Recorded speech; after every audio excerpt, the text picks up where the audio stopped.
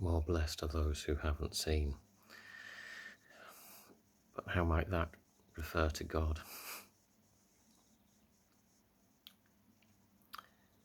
It paints, for me, a picture of more blessed is God, who hasn't seen our sin because of the blood of Jesus. God is more blessed because he looks upon the blood of Jesus rather than our sinfulness, meaning God somehow, as creator, is more blessed by exercising that choice, because he's also a destroyer. But first of all, he's creator, he's good, he's love. So God is more blessed because he hasn't seen that which the blood of Jesus has covered.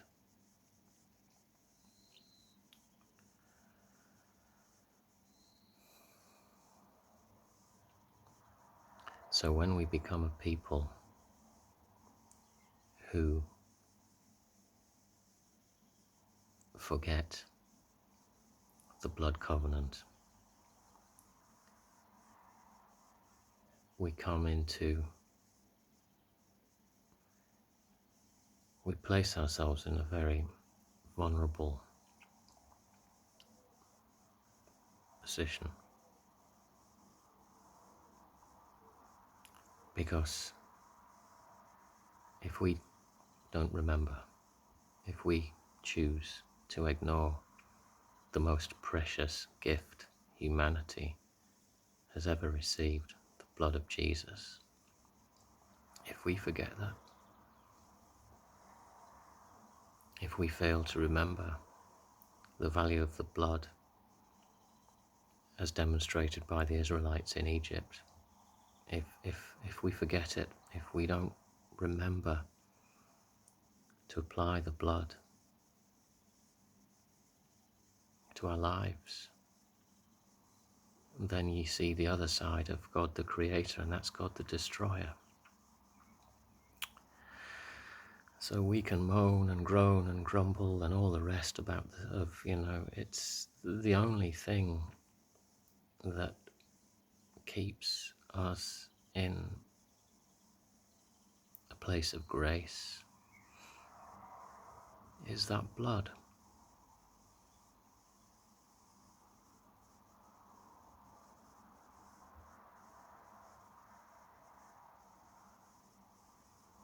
You remove the blood covenant from your walk with God, then your walk with God is very quickly over. More blessed are those who haven't seen.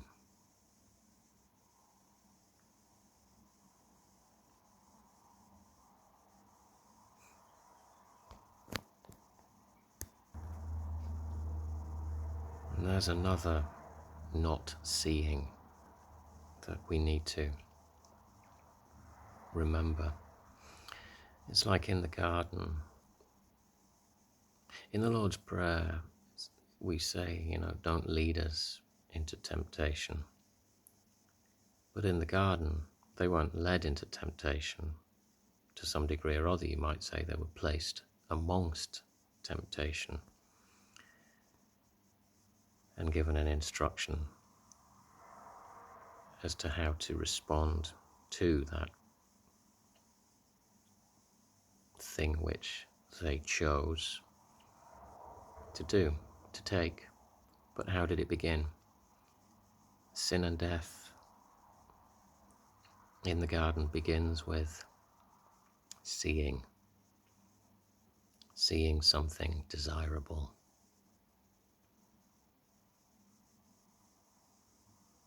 More blessed are those who haven't seen. We see things every day and we think it's good.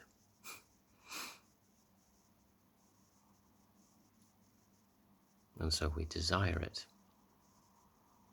But we don't stop to ask, will we be more blessed as a result of first seeing, desiring, and then acting upon? We cross so many lines because we see something which we desire, which is good. So just because something is good doesn't mean that we should take it.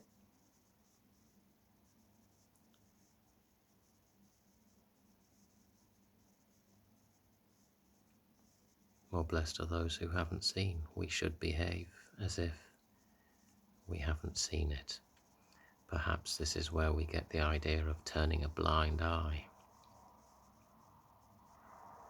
It's not that we turn a blind eye to something which is sinful, it's that we turn a blind eye to a desire which is seemingly good, but ultimately leads to something sinful, or even to death. So how do you look upon things?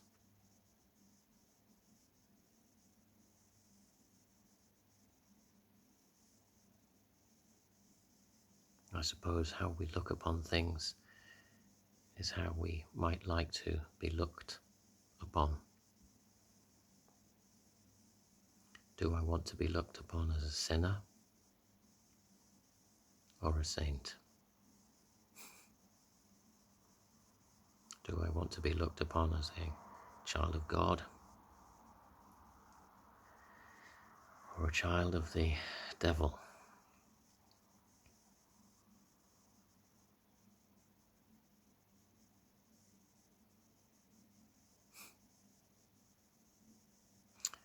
Looking, don't look back at the plough. How do we see church history?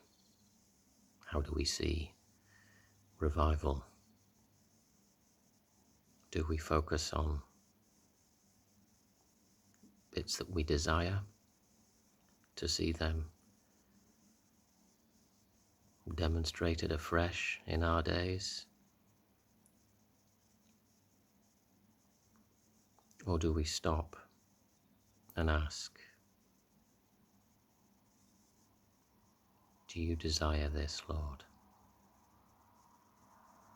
Is this your goodness? Or is it something we desire in our own strength? Is it something we lean into because we understand that once upon a day it might well have been a good thing?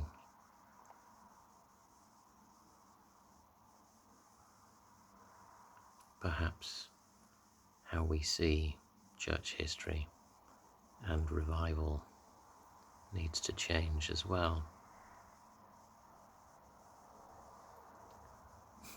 We seem to think just because something is apparently good that God desires it.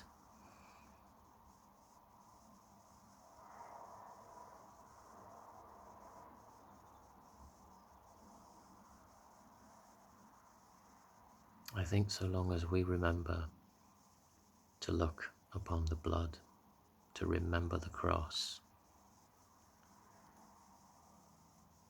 to worship God, to thank God because of that, then I think God might remember the blood as well. But if our focus is all about something else that might appear to be good, that might appear to be desirable, then perhaps we open ourselves up for all sorts of deception, perhaps temptation, the seduction of being part of a great move of God,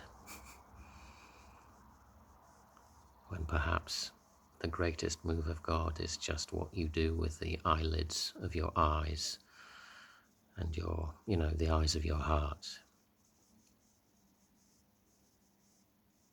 Blessed are those who are pure in heart, for they will see God. It's the blood that purifies my heart, and it's the blood that allows God to look upon me favorably.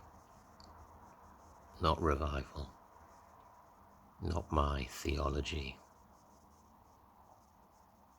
It's the blood.